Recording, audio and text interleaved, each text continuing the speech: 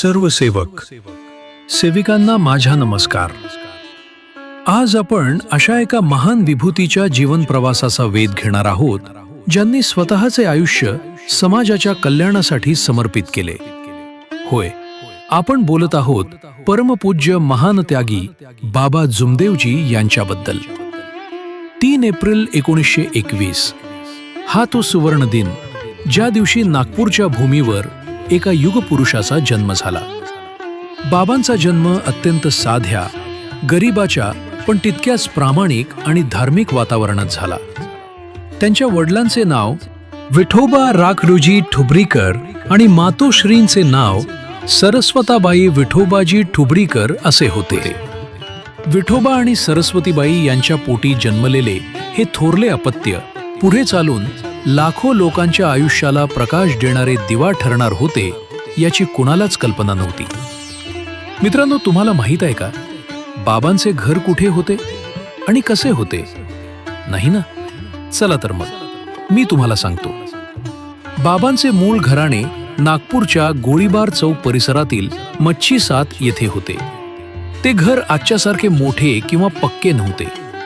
ते होते एक अत्यंत साधे, लहान आणि कौलारू घर।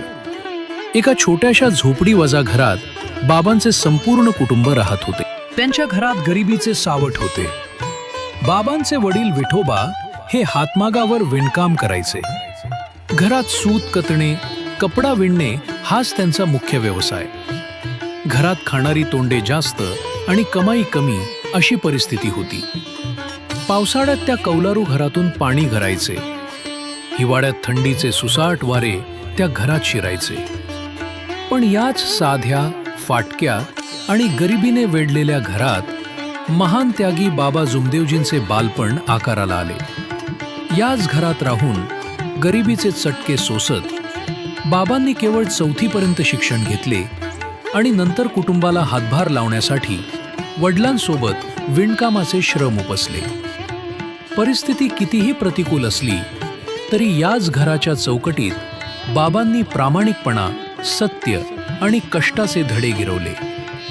पुढे चालून याच साध्या घरातून बाबांनी अंधश्रद्धा, व्यसनाधीनता आणि दुःखाच्या अंधारात बुडलेल्या समाजाला बाहेर काढण्यासाठी मानव धर्माची ज्योत पेटवली।